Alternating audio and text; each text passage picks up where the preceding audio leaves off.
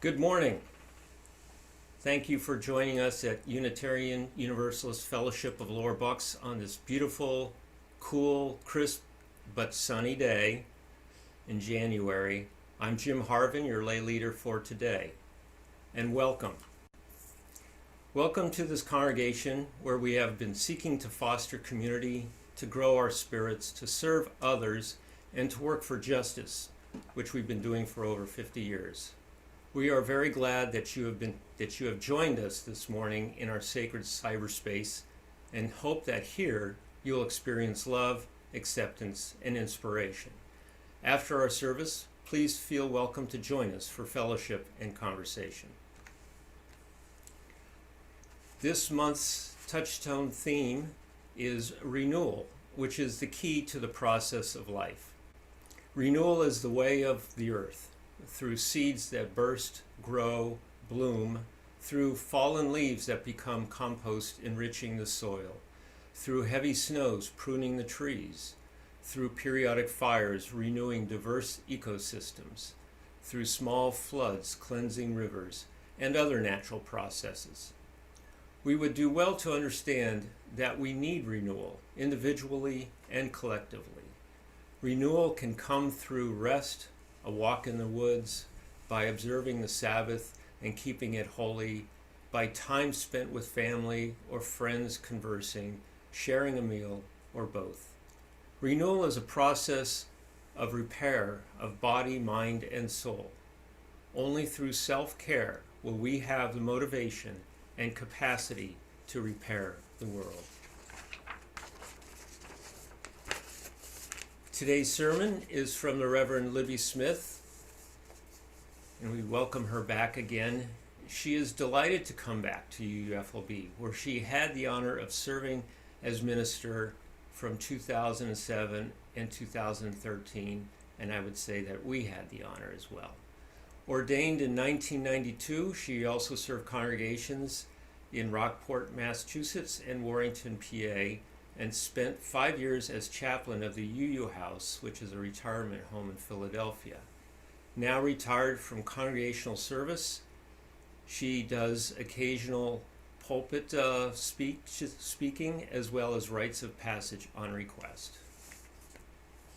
And today's sermon by Reverend Libby is taking a new shape. Sometimes we need to create something brand new. But our theme of renewal reminds us that there are also times when we need to work with what we already have. To renew something doesn't actually mean to create something new, but rather to revitalize what already exists. That may sound limiting, but it can also be liberating. So now let us enter into worship together.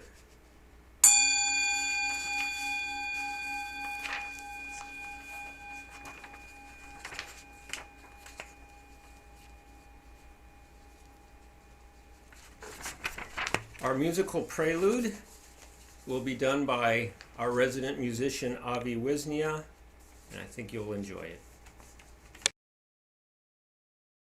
Good morning. We start with the song Imagining a World Where We Can All Be Free to Be Who We Want to Be. And we can get to that world. We already have all the tools that we need, and we can get there together. It's called Free to Be You and Me.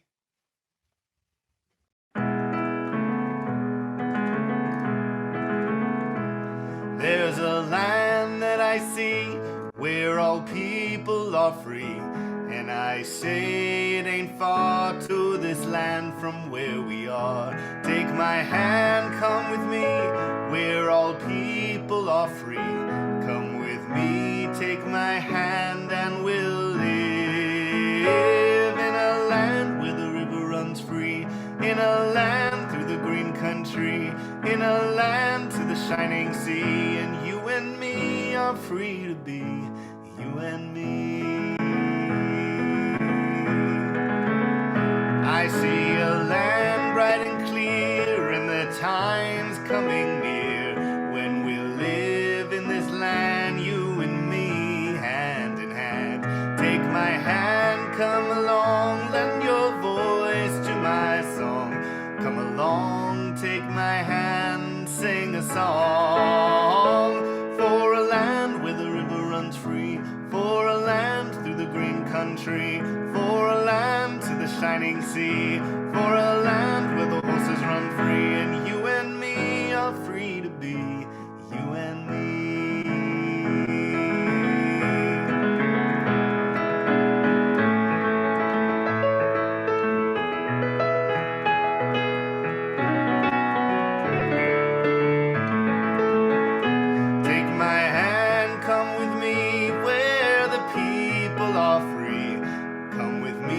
Take my hand and we'll run to a land where the horses run free, to a land where the river runs free, to a land through the green country, to a land to the shining sea, to a land where the people are free, and you and me are free to be you and me, and you and me are free to be you and me. Are free to be you and me, and you and me are free to be you and me.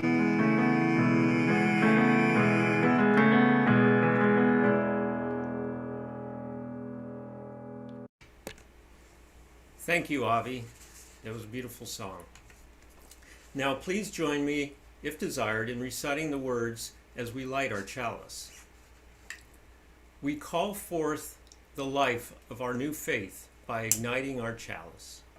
This spark of new beginnings invites us into a sacred space to reflect where we have been and where we are going. Even knowing that this particular flame will intentionally end with our ritual extinguishing, we fear not its end, for we know with brave hearts that from every ending of our lives, we are sent forth to make a new beginning. Our opening words are from the Reverend Gary Kowalski. In this quiet hour, may our spirits be renewed. In this gathering of friends, may we be ready to extend ourselves to those in need, and with trust to receive the hand that is offered. In this community of ideals, may we remember the principles that guide us and reflect upon those things that give meaning to our lives, renewing our dedication to serve the highest that we know. In this time of worship, may our minds be open to new truths and our hearts be receptive to love as we give thanks for this life we are blessed to share.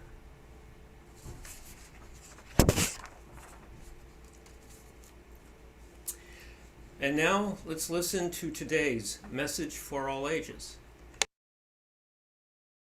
Good morning, and thank you for joining us today. I am Beck Stow, and our message for all ages today is Ish by Peter H. Reynolds. Ramon loved to draw. Anything, anytime, anywhere. One day, Ramon was drawing a vase of flowers. His brother Leon leaned over his shoulder. Leon burst out laughing. "What is that?" he asked. Ramon could not even answer. He just crumpled up the drawing and threw it across the room. Leon's laughter haunted Ramon. He kept trying to make his drawings look right, but they never did. After many months and many crumpled sheets of paper, Ramon put his pencil down. "I'm done." Marisol, his sister, was watching him. "What do you want?" he snapped. "I was watching you draw," she said. Ramon sneered. "I'm not drawing. Go away." Marisol ran away, but not before picking up a crumpled sheet of paper. "Hey, come back here with that." Ramon raced after Marisol up the hall and into her room. He was about to yell, but he fell silent when he saw his sister's walls. He stared at the crumpled gallery. "This is one of my favorites," Marisol said, pointing. "That was supposed to be a vase of flowers," Ramon said, "but it doesn't look like one." "Well, it looks vase-ish," she exclaimed. "Vase-ish?" Ramon looked closer. Then he studied all the drawings on Marisol's walls and began to see them in a whole new way. "They do look ish," he said. Ramon felt light and energized. Thinking ishly allowed his ideas to flow freely. He began to draw what he felt, loose lines quickly springing out without worry. Ramon once again drew and drew the world around him. Making an ish drawing felt wonderful. He filled his journals. Tree-ish, house-ish, boat-ish, afternoon-ish, fish-ish, sun-ish. Ramon realized he could draw ish feelings too. Peace-ish, silly-ish, excited-ish. His ish art inspired ish writing. He wasn't sure if he was writing poems, but he knew they were poem-ish. One spring morning, Ramon had a wonderful feeling. It was a feeling that even ish words and ish drawings could not capture. He decided not to capture it. Instead, he simply savored it. And Ramon lived ishly ever after. The end, ish, dedicated to Doug Cornfield, my art teacher, who dared me to draw for myself and find my voice. Thank you, Bex. I might take up drawing. Our intro, or our interlude from Avi is a contemporary classic, which I'm sure you'll enjoy.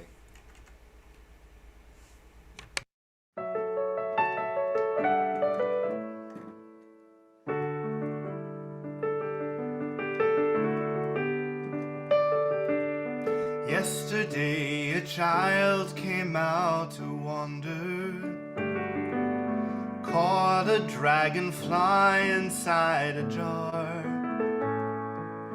fearful when the sky was full of thunder, and tearful at the falling of a star.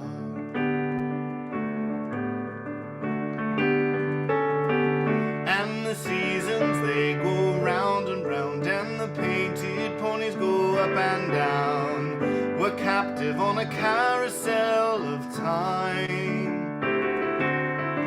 We can't return, we can only look behind from where we came, and go round and round and around in the circle game.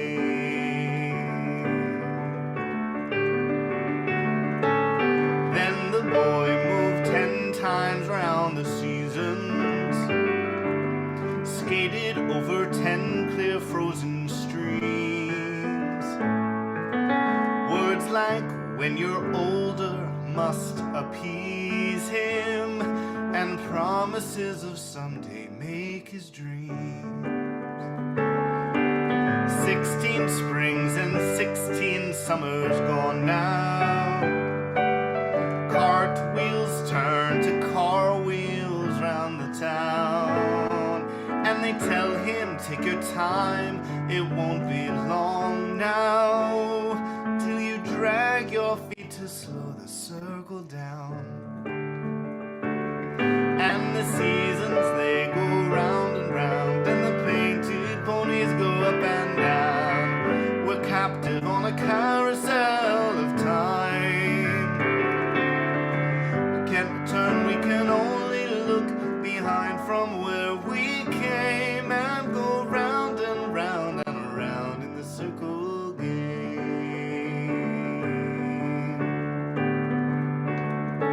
So the years spin by, and now the boy is 20.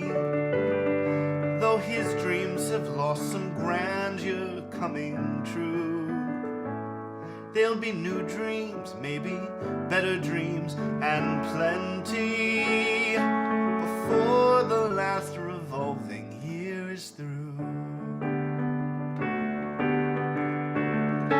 And the seasons, they go round and round, and the painted ponies go up and down. We're captive on a carousel of time. We can't return, we can only look behind from where we came, and go round and round and around in the circle game. And go round and round and around in the circle game. And go round and round and around in the circle game.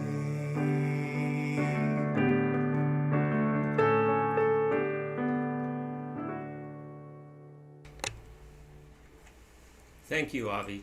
I never tire of that song. And now, Reverend Libby Smith will do our reading. Thank you, Jim, and thank you, Avi. Boy, I love singing along with Avi. I don't know if you guys were singing along at home, but that's a song I know and love. And hearing those words again, and there's something about the way he smiles at you while he's singing. I always feel like he's smiling right at me, even though I know it's recorded. He's not looking at me, but it just goes right to my heart. And especially this morning, as I thought about the reading I'm about to offer you, and he's that beautiful verse about there will be new dreams, maybe better dreams and plenty before the last revolving year is through. So this reading comes from an essay, I guess you'd call it, by Jenny Gaiman, writing in the Anabaptist World. And I quoted her for the reading the last time I was with you, but a different piece by her, so I'll be reflecting on the contrast between the two in the sermon. But here's the reading. It's a little long. Bear with me. In mid-December, I perched in front of my computer for yet another Zoom call. This time around, it was to gather with other contemplative women for a look back on 2021. We settled into our chairs, closed our eyes, and took a few deep breaths. Imagine your inner world as a garden, my friend Becky suggested, as lush green images began to scroll across my screen. In my mind's eye, I saw one of my inner garden beds, but it looked nothing like the abundance of green on the screen before me. No, this particular garden of mine was overgrown, neglected, dried up, dead. I knew it to be the garden bed that held my previous dreams, hopes and dreams that, while dead, had not been removed. Instead, they stood there, stooped over in the straggly state, propped against one another lest the whole pile collapse. It was a has-been garden, a garden of what was. It begged my attention, but I resisted its request. I feared what it wanted was to have the old removed to make room for the new, and I wasn't having it. Gaiman then goes on to reflect a little bit on her growing awareness that God was calling her to let go of the past and move on, to begin dreaming again, to dream new dreams. But that after the last 2 years of dying dreams and disappointments, she just didn't feel willing or able to do it. No, thank you, she writes. I'll just sit here beside my garden of what was, keep company with what used to be. Anything else sounds too risky. But after a little more reflection, she concludes the article like this. As I sat with my garden of dead dreams, I began gently to untangle them, to see if anything lay beneath. Then I saw it, the greenest of shoots, coming up with no fear. In truth, I wasn't sure how I felt about this. My friend Jen, who holds all the science knowledge that I lack, told me that dried up and dead plants arch over new growth, creating a home, a shelter, and warmth where the baby sprouts can grow. Without my permission, the old was giving birth to the new. It was offering the hospitality and the welcome I had been withholding. This becomes holy ground. Instead of clinging to what was, these elder plants give themselves for what comes up new. The old doesn't need to be removed, as I feared. No ripping out of the roots right now. All that's being asked of me is to allow the new to emerge, to kneel beside these bright green bits, and, like the dreams of old are already doing, welcome their presence and nurture their growth. That, I suppose, I can do. Thank you, Libby. The split plate recipient for the month of January is the AHTN's which is the Advocate for Homeless and Those in Need Code Blue program. The nights are indeed getting colder, as are the days. Code Blue continues in Bucks County. This operation is one of the arms of AHTN. Their program houses the homeless here in Bucks County during nights when the temperature is predicted to go below 28 degrees with wind chill. They do it with a lot of support. There are buses that pick up those who show up at one of the 4 designated stops and takes them to one of the 2 churches that have allowed their sacred spaces to be used during the season. Code Blue operates from December through March with the help of many volunteers. If you want more information, you can visit their website at ahtn.org or feel free to talk with Rich Kelly, who is one of their volunteers.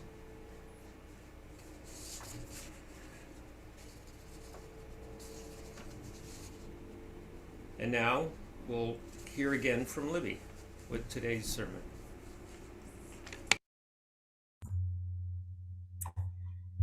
Well, as I said, I quoted from Jenny Gaiman the last time I was with you as well. I preached a sermon called The New Normal, arguing that it isn't good enough to rebuild things back the way they used to be, that we need to create something new and different. I quoted Jenny Gaiman, that same Jenny Gaiman I quoted this morning, but from an article she wrote last spring. In that piece, she talked about our longing to put things back the way they were, to get back to normal. And basically, she said that was the wrong way to think about it. She quoted Father Richard Rohr, reminding us that the promise of faith is, quote, that something will be born of the ruin, something so astoundingly better than the present moment we cannot imagine it. And then she pointed out that we can't receive the new while clinging to or longing for the old.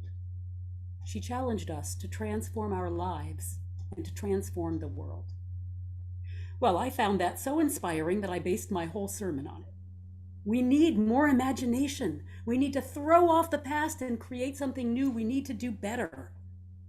The Time for All Ages was that wonderful children's book, What Do You Do with an Idea? And we were reminded that with a new idea, we can change the world. It was heady stuff, and I meant every word when I said it. But as I've struggled to find the energy within myself to think about how to do that, how to start changing the world, I ended up feeling more defeated than empowered. And then I read Jenny Gaiman's recent essay, the one I quoted for the reading this morning, and heard the shift in tone from what she had written last spring. I couldn't help thinking that maybe she also found herself feeling a little overwhelmed at the thought of taking on that much transformation, that she needed to slow down and look within and see what needed to be nurtured in the garden of her own soul.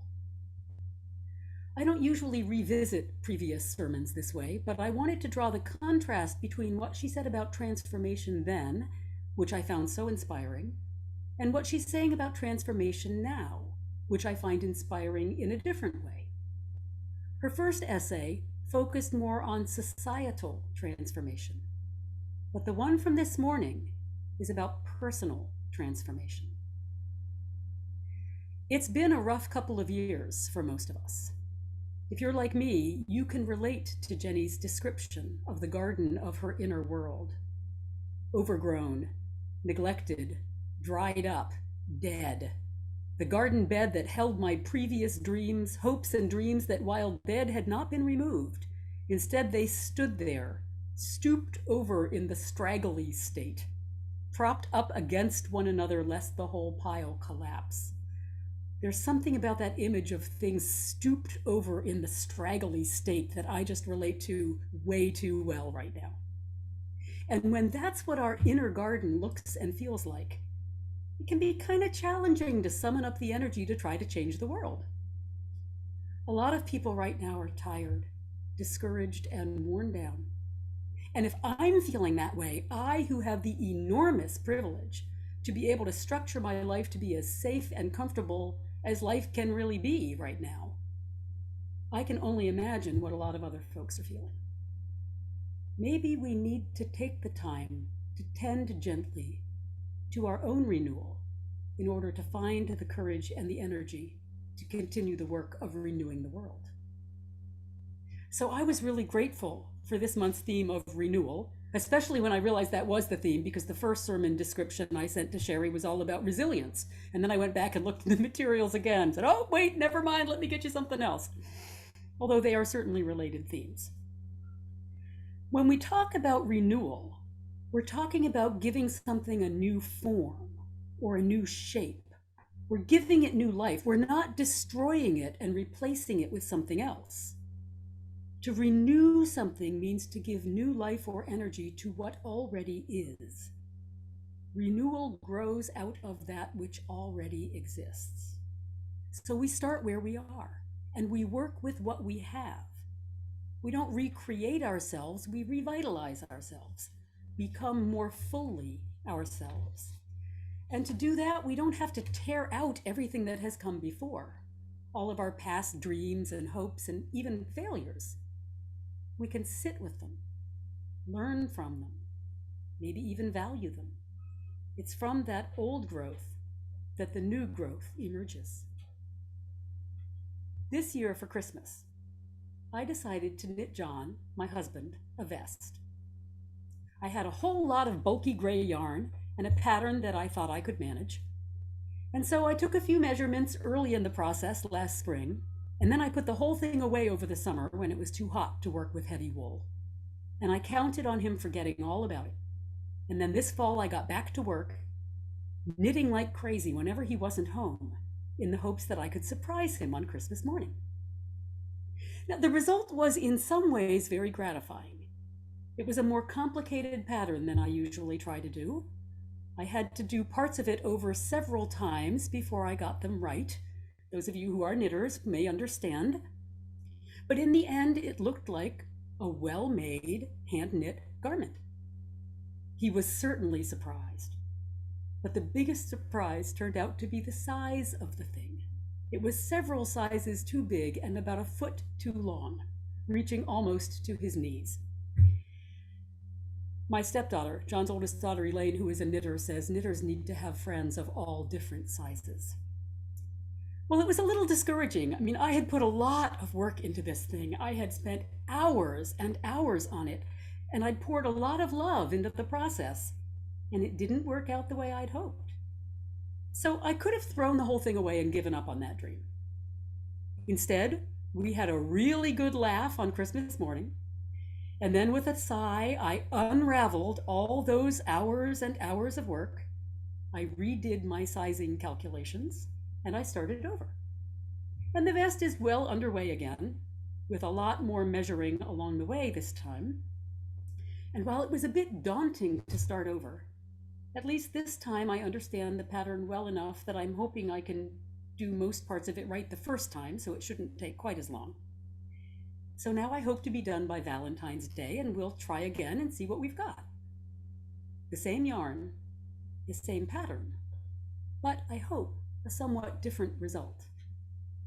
Not a new garment, but a renewed one with a new shape is emerging from those unwound balls of yarn. I often think about growth and creativity as the process of making something out of nothing, creating something completely new. But creativity doesn't start from nothing. Growth doesn't start from nothing. In order to create, we have to use what we have. Ask an artist, and they'll tell you that almost anything can be the raw material for a new creation. But whatever raw material you start with is going to determine, to some extent, what you wind up with. You can't create a watercolor if you start with clay, or a sculpture if you start with canvas and paints.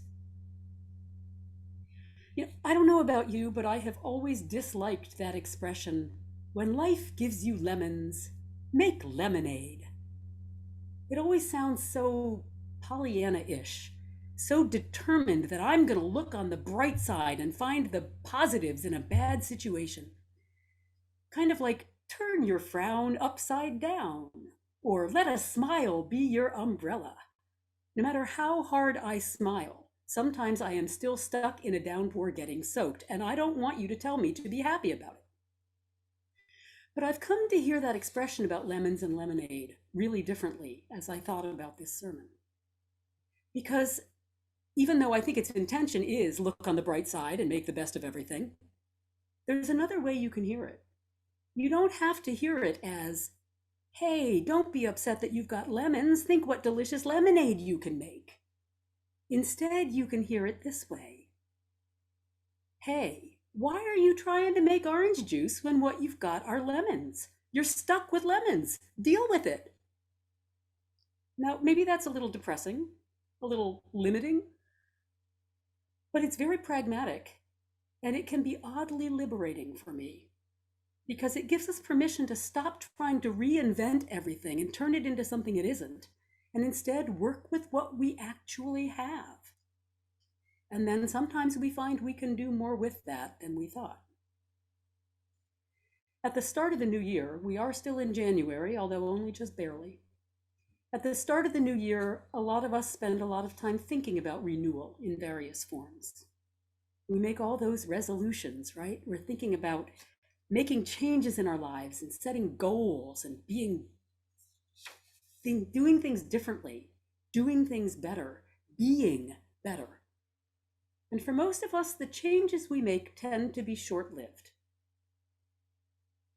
And one of the reasons we have such a hard time keeping resolutions and sticking to our commitments to start something new is that we fail to take into account the reality of who we really are. We waste a lot of energy. Maybe you don't do this, and if not, my hat is off to you. I waste a lot of energy fighting my essential nature instead of finding ways to work with it as well as possible. For years, I made resolutions about meditating. I was going to start meditating, by God. I was going to have a meditation practice. I never kept those resolutions.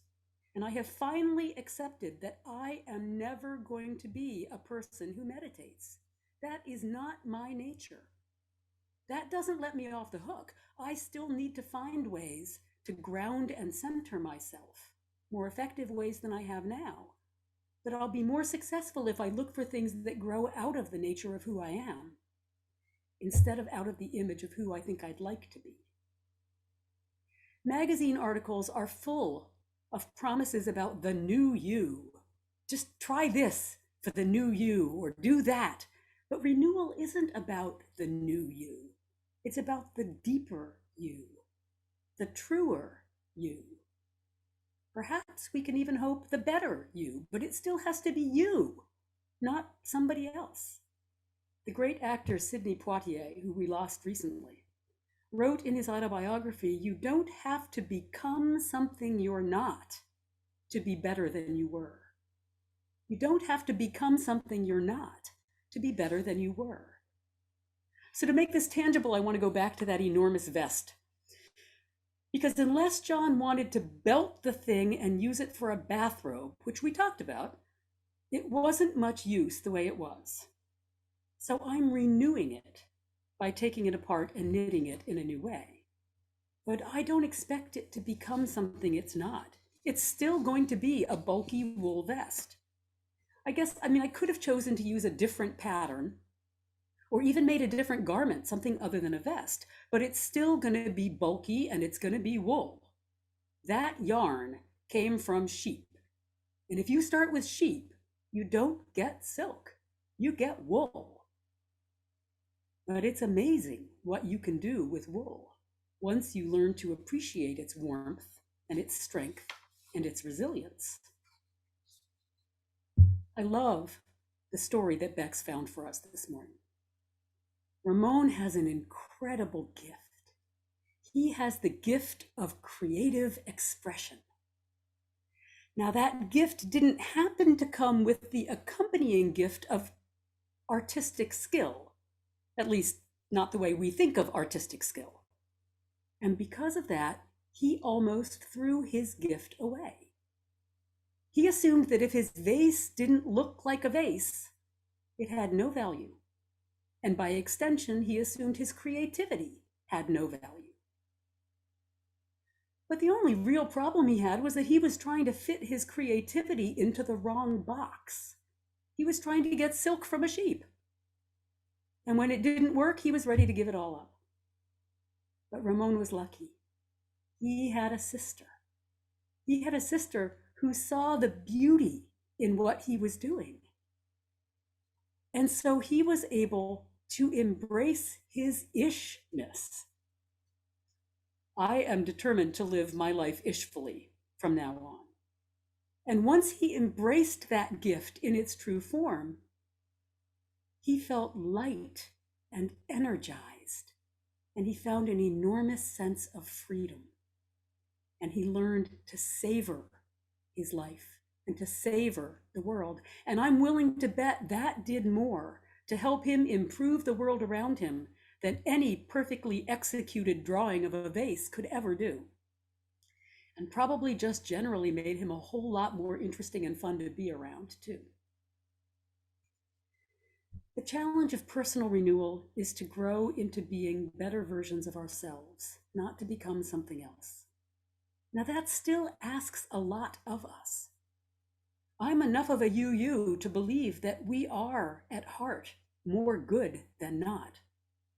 But that doesn't mean we always manage to live out of that goodness, out of the best parts of who we are.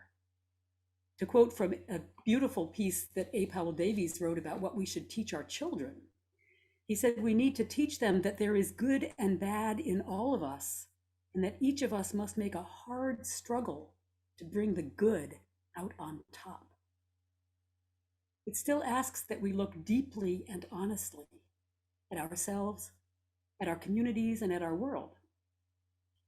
But if we really want to transform the world we share, the place to start is by becoming the fullest and best version of ourselves that we can be. So to bring these many metaphors full circle, I want to go back to Jenny Gaiman's spiritual garden. Dead and dried up, but with this new life emerging from underneath. Nature's ability to renew itself is astonishing. And I believe the same thing is true of us, because we are part of nature. The old dies away and new growth emerges in its place. And the old dead dreams can provide shelter and nourishment for that new growth if we allow them. So I'm going to let my muse, Jenny Gaiman, have the last word. The old doesn't need to be removed, as I feared. No ripping out of the roots right now. All that's being asked of me is to allow the new to emerge, to kneel beside these bright green bits, and like the dreams of old are already doing, welcome their presence and nurture their growth. That, I suppose, I can do.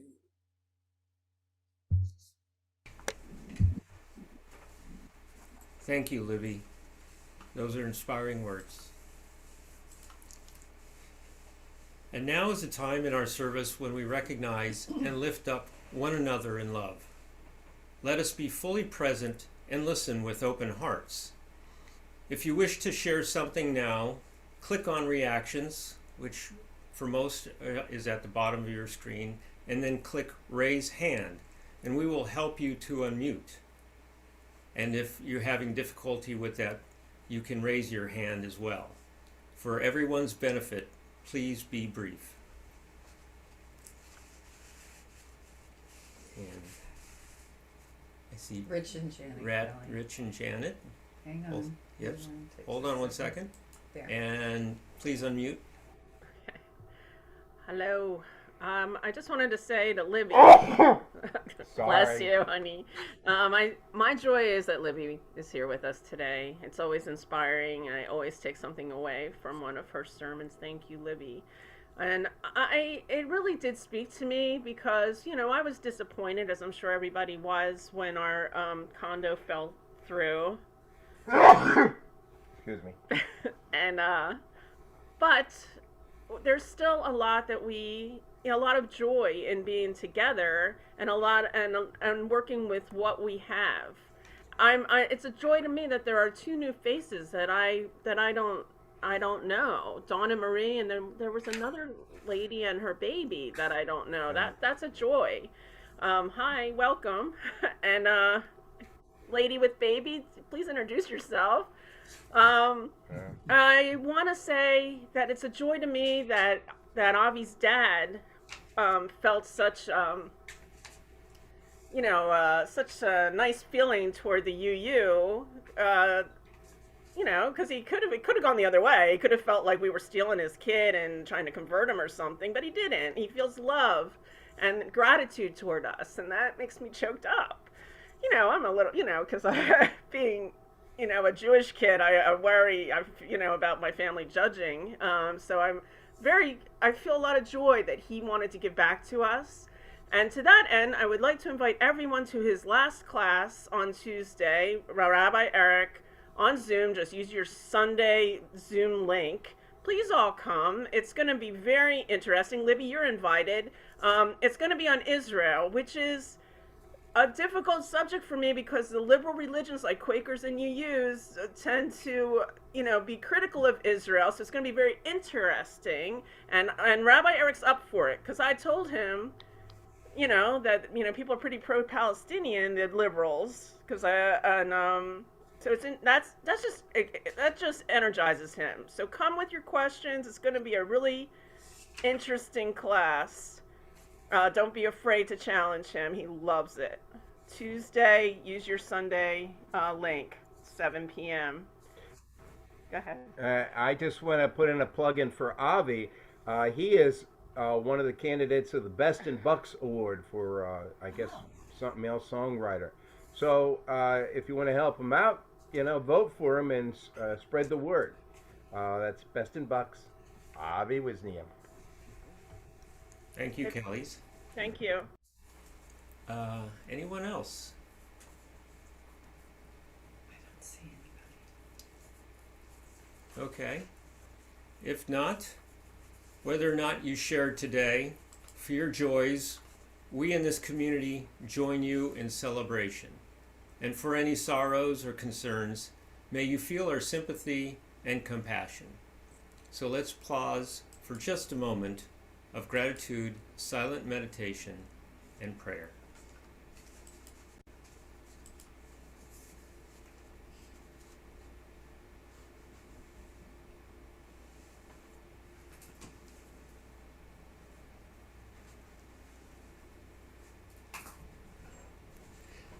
And now, Avi will provide the closing song. Wherever you are today, please join me in our closing hymn, number 131, Love Will Guide Us.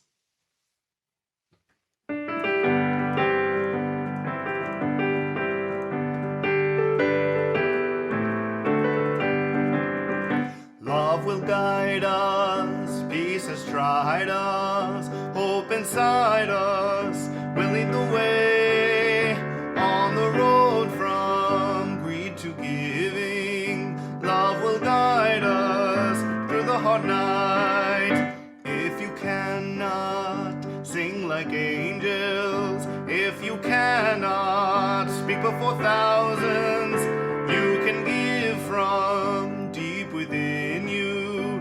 You can change the world with your love. Love will guide us, peace has tried us, hope inside us will lead the way on the road from greed to giving. Love will guide us through the hard night.